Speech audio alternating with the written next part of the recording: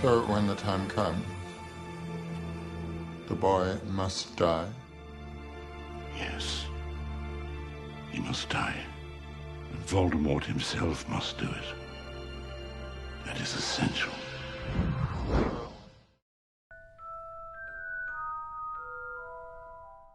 In Harry's world and in ours, love leads to both death and life.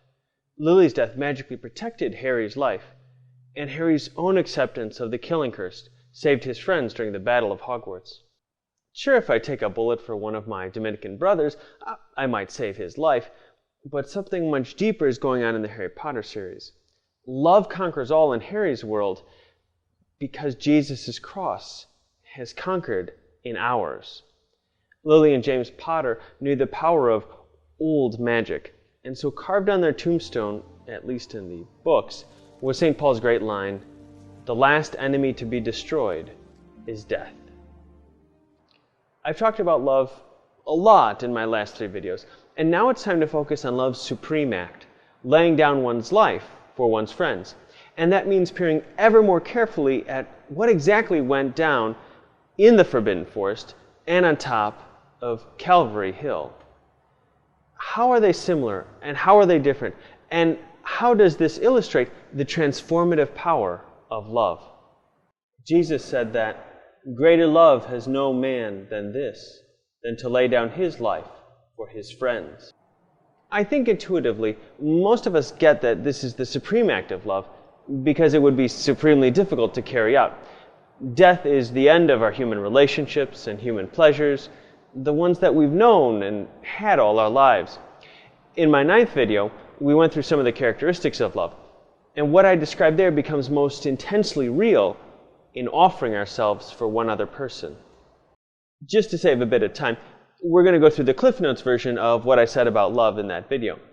First, love means loving something for its own sake and not because it can give me pleasure, the way a Big Mac can. Second, love unites us to what we love. It creates a connection or a bond between the lover and the beloved so that they are, in some sense, really one.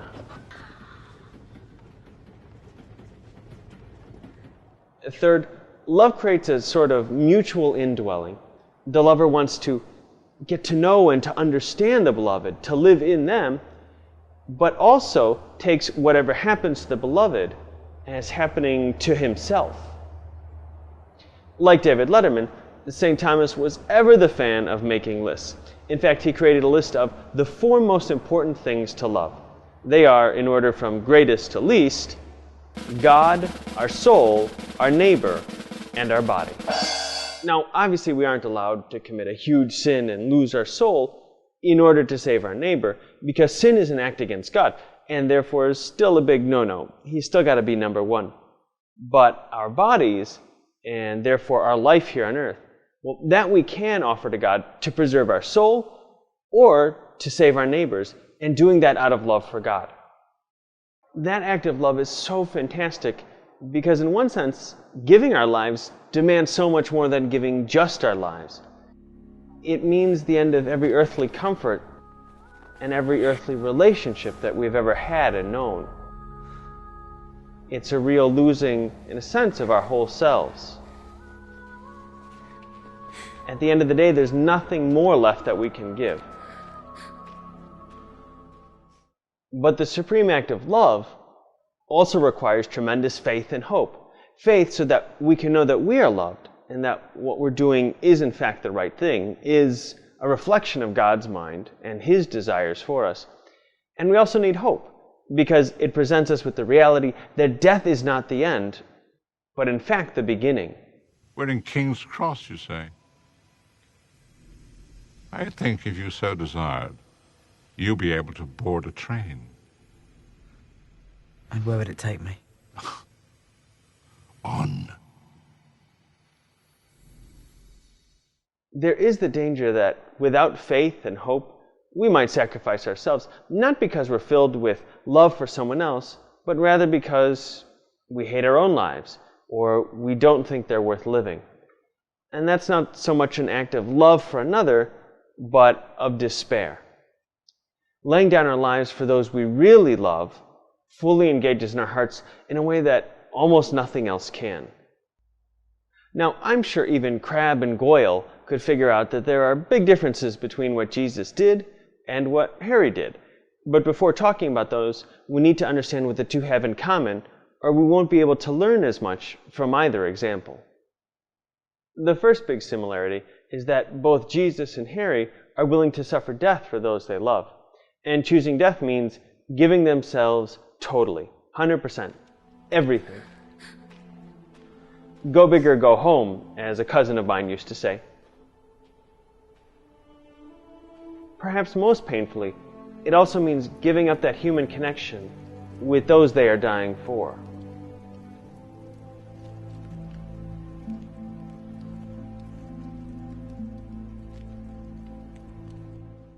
A second similarity is that neither Harry nor Jesus actually kills themselves. They are willing to die, but not willing to destroy their own lives to do it. True love does not destroy us because it is not a choice for death. It is a choice to love another despite the cost. I know that this seems like a bit of a cop-out or a distinction without a difference, but hear me out. The Dursleys are very good at giving gifts to their little dudders, but all they ever managed to give Harry was an old sock for his birthday, and sometimes not even that. What they do give him, they do not value, and so the present is essentially worthless as a token of love. And you? I'll be in my bedroom, making no noise and pretending that I don't exist. Too right you will. But when Harry needs a particular memory from Professor Slughorn, he appeals to the professor to give it to him as the best way to honor his mother's memory. I am the chosen one. Only I can destroy him, but in order to do so, I need to know what Tom Riddle asked you all those years ago in your office, and I need to know what you told him. Be brave, Professor. Be brave like my mother. Otherwise, you disgrace her. Part of what makes the gift so precious is that it was something that Slughorn himself treasured, and it cost him so dearly to give it.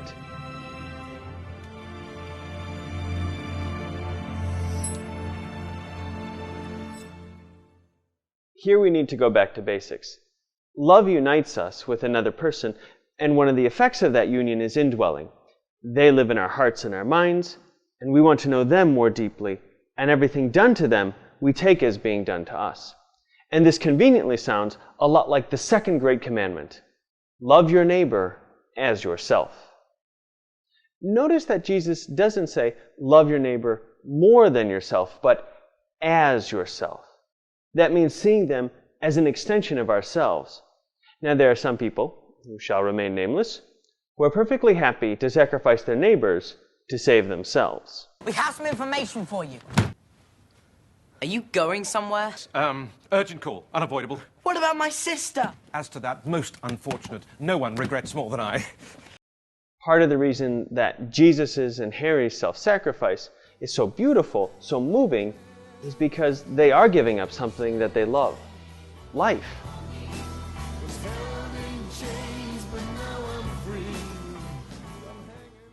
A third similarity between the work of Jesus and Harry is that they are both acting in obedience to the plan of another person. Nowhere is this more evident than in Jesus' agony in the Garden of Gethsemane, as the shadow of his cross grows ever greater. He knows the suffering that awaits him, and the weight of that truth makes him sweat blood. And he says, "My Father, if it is possible, let this cup pass from me. Yet not as I will, but as you will." Harry is also responding to a plan, but its origins are somewhat vague. Trelawney's prediction points to the fact that someone already knew Harry when he was born and chose him to defeat Lord Voldemort. The one with the power to vanquish the Dark Lord approaches. And the Dark Lord shall mark him as his equal, but he shall have power the Dark Lord knows not. At a certain point, Dumbledore figures out what must happen. There will come a time when Harry Potter must be told something. Well, there's a reason Harry can speak with snakes, There's a reason he could look into Lord Voldemort's mind. A part of Voldemort lives inside him. And what Harry must do. So when the time comes, the boy must die. Yes. He must die. And Voldemort himself must do it. That is essential. Obedience to a plan isn't just a fun fact, but something that helps explain why Harry is able to make the sacrifice that he does. Obedience is about listening to a word of faith in love. The Book of Wisdom says, "The souls of the just are in the hands of God, and no torment shall touch them." And in the Psalms we hear, "Precious in the eyes of the Lord is the death of his faithful ones." Hope in that future life allows us to sacrifice our own in this present time. For all our talk about the similarities, there are some key differences between Jesus' sacrifice and Harry's. Jesus and Harry both lay down their lives for their friends, but there is a crucial difference. Once Harry offers his sacrifice, all those who were fighting with him fall under the protection of his love in a very physical way. In the books, there is a final dialogue between Harry and Voldemort, in which Harry tells a soon-to-be deceased Voldemort that his friends are protected from you. Haven't you noticed how none of the spells you put on them are binding? You can't torture them. You can't touch them. You don't learn from your mistakes, Riddle, do you? The short answer to that one being, no.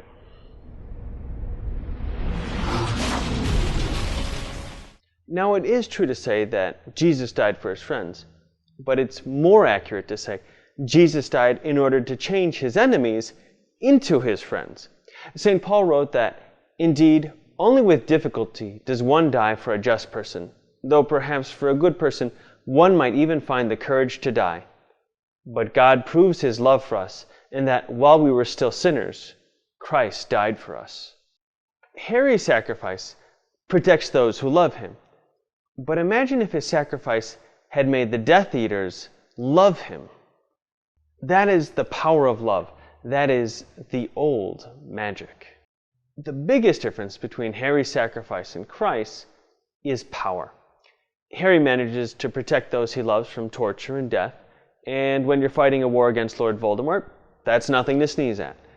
But Christ's sacrifice was offered for the whole world, to save all from sin and suffering and death. Now, obviously, this doesn't mean that good Christians aren't tempted and don't suffer and never die, because they do, in fact, do all of those things.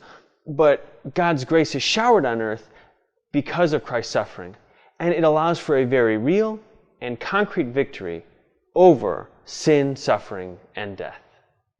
God's love is poured into our hearts by the Holy Spirit, and that Spirit enables us to resist temptation, no matter how strong, to endure suffering, no matter how painful, and will, at the end of time, lead to the resurrection of our mortal bodies, which will be made like Christ's own.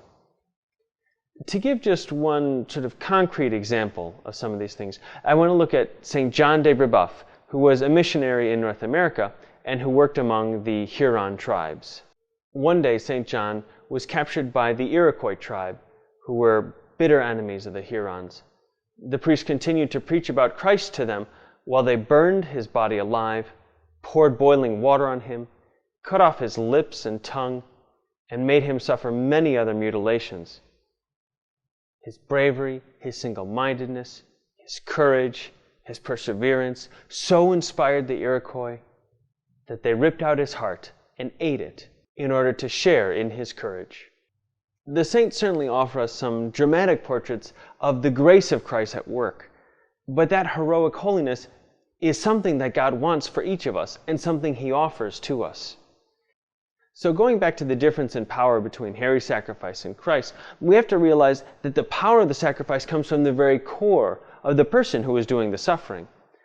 Harry can only protect his friends for a short time because, well, he's a mortal who's offering himself. But Jesus Christ is God in the flesh. And so he conquers death itself in the resurrection.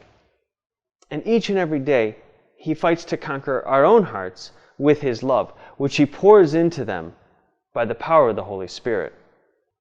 Please visit preachingfriars.org or subscribe to our YouTube channel to see all my videos. Thank you for watching, and remember to read lots, pray more, and keep the faith.